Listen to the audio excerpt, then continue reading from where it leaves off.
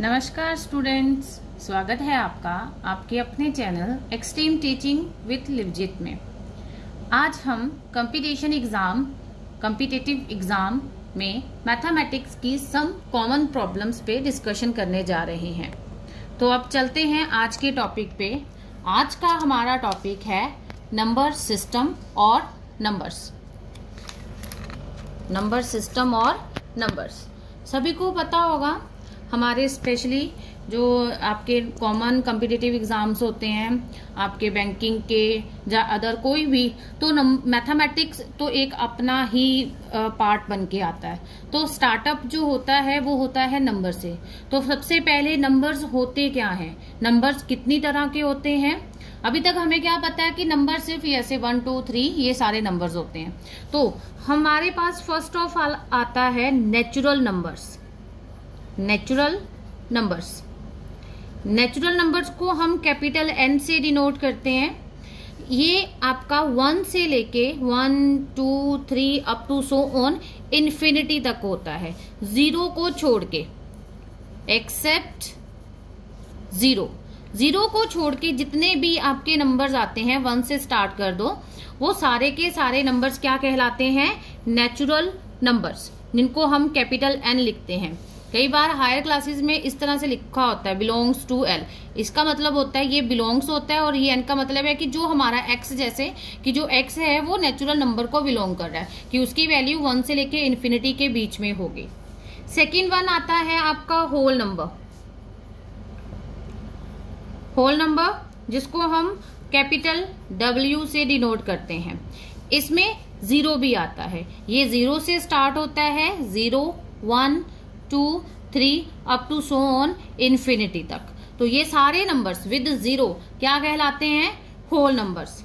Next one हमारा word और category आती है इंटीजर्स। इंटीजर्स को हम I से डिनोट करते हैं।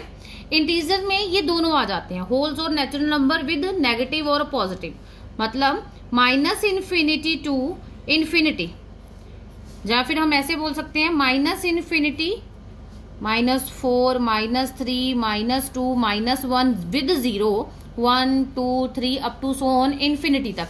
तो -इन्फिनिटी से इन्फिनिटी के बीच में जितने भी नंबर्स आते हैं उनको हम क्या बोलते हैं, इंटीजर्स।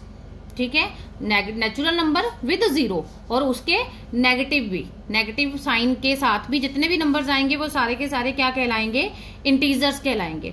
उसके बाद हमारी कैटेगरी आती है इवन नंबर्स।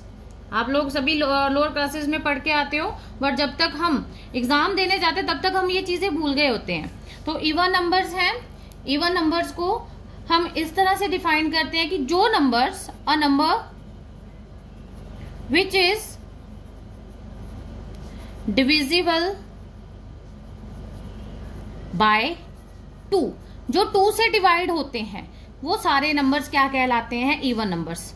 जैसे 2 4 6 8 10 up to so on infinity, so on, जितना मर्जी आप इसको लेके चलते जाओ। 2 डिजिट ले लो, 3 डिजिट ले लो, जैसे 12 हो गया, फिर 4 38 हो गया। ये सारे नंबर हमने चेक करना, लास्ट डिजिट जो है वो 2 से डिविजिबल होना चाहिए। तो वो सारे क्या कहलाते हैं, even numbers. Next one is odd number. Odd number जो which is not divisible by 2, which is not divisible by 2, तो वो 2 से डिवाइड नहीं होते। तो ये सारे 2 से डिवाइड होने वाले हैं। जो 2 से डिवाइड नहीं होते वो क्या बचेंगे, 1 3 5 7 अप टू सो ऑन। तो ये सारे नंबर्स क्या कहलाते हैं, ऑड नंबर्स। ओके, उसके बाद आता है next one, prime numbers. Prime numbers वो होते हैं जो सिर्फ अपने आप से divisible by itself, divisible by itself, जैसे 1। ठीक है, उसके बाद 2। 1 तो एक आता है, कॉमन नंबर आता है, तो 1 हम ले नहीं सकते, पर 2 से शुरू करते हैं। 2 से डिवाइड होगा, 3 से डिवाइड होगा, 4 2 से डिवाइड होता है इसलिए नहीं। 5 आ सकता है, 7 आ सकता है, 9 भी नहीं आएगा, 10 भी नहीं आएगा, 11 आएगा, 13 आएगा। तो ये सारे क्या होते हैं, prime numbers which is divisible by itself. तो हम इस तरह से कह सकते हैं कि इनके सभी के साथ कॉमन फैक्टर कौन होता है, 1 होता है। 1 जो है वो यदि कॉमन फैक्टर आए तो वो क्या कहलाते हैं, प्राइम नंबर्स। ठीक है। नेक्स्ट वन है आपका कंपोजिट नंबर। नाम ही आपका थोड़ा सा कॉम्प्लेक्स आता है।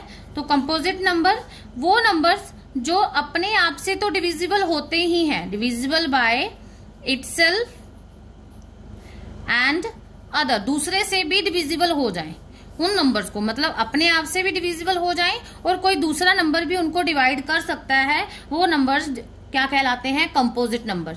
एग्जांपल के जैसे 4, अब 4 1 जा 4 और 2 2 जा 4 भी होता है, 6 1 जा 6, 3 2 जा 6 भी होता है। तो ये सारे नंबर्स क्या कहलाते हैं, कंपोजिट नंबर्स। ठीक है।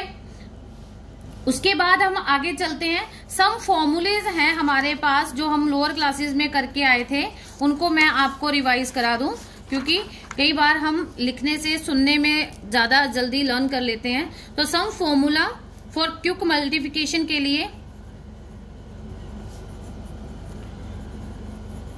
सम formulas for quick multiplication.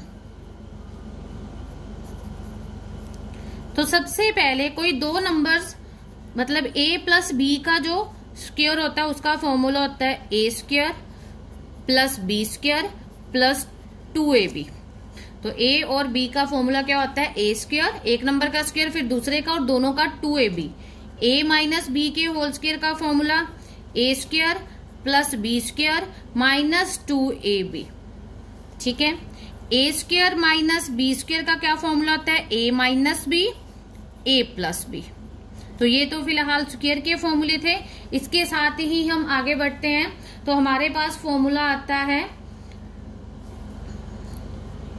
a plus B के क्यूब का।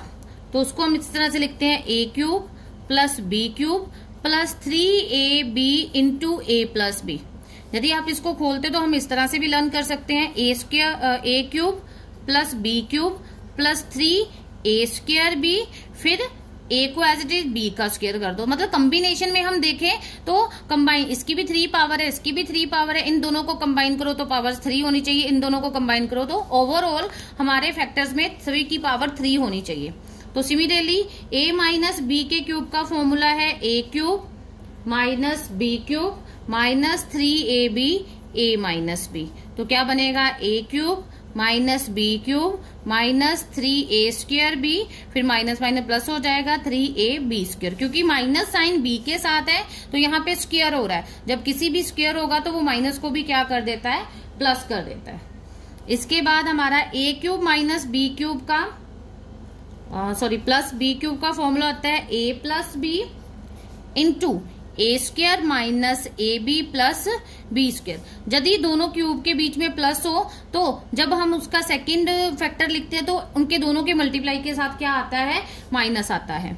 तो a cube minus b cube का क्या बनेगा, a minus b a square plus a b plus b square. तो ये थे हमारे कुछ लोअर क्लासेस के फॉर्मूले। जब तक हम +2 के बाद एग्जाम देने जाते हैं तो ये थोड़े हमारे स्किप हो जाते हैं, तो हमने इसको आज आपके सामने रिवाइज करवाया है। ये तो था कुछ मल्टीप्लिकेशन। अब हम डिवीजन में चलते हैं। डिवाइड में हम बात करें, डिवाइड में तो हम डिवाइड करते हैं कुछ इस तरह से। ठीक है। तो कई बार यहाँ पे भी बना लेते हैं, कई बार हम सम स्टेटमेंट ऊपर भी लिख देते हैं।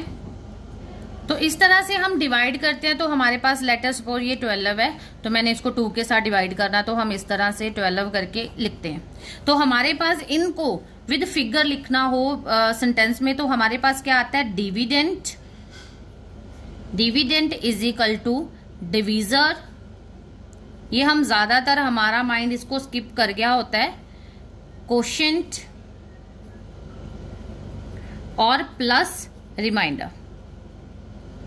ये तो हम सेंटेंस लर्न कर लेते हैं, बट हमारे पास प्रॉब्लम कहाँ आती है, जब इसको हम डिवाइड में देखते हैं तो हमें ये भूल जाता है कि ये कौन कौन पर्सन कहाँ कहाँ होना चाहिए। तो इस तरह से हमारा डिवीजर होता है जो डिवाइड करता है, डिवीजर जिसने डिवीजन करनी होती है, डिविडेंड जिसने डिवाइड होना होता है। ओके। और किसके साथ मल्टीप्लाई करके डिविडेंड डिवाइड होगा उसको बोलते हैं कोशेंट। और डिवाइड होने के बाद जो लास्ट में आपका ये जैसे ज्यादातर हम क्रॉस डालते हैं, ये होता है रिमाइंडर। ठीक है, रिमाइंडर।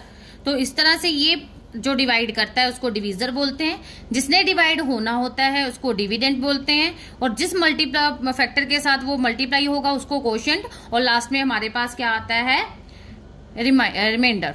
ठीक है, तो ये फॉर्मूला है आपका डिवाइड का। इस वीडियो में हमने सम बेसिक कंसेप्ट के बारे में स्टडी किया है।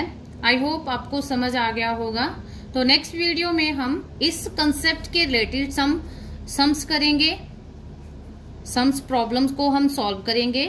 तो कॉम्पिटिटिव एग्जाम के लिए हम और स्टडी करने के लिए हमारे साथ जुड़े रहें और हमारे चैनल को सब्सक्राइब करें। Thanks, have a nice day.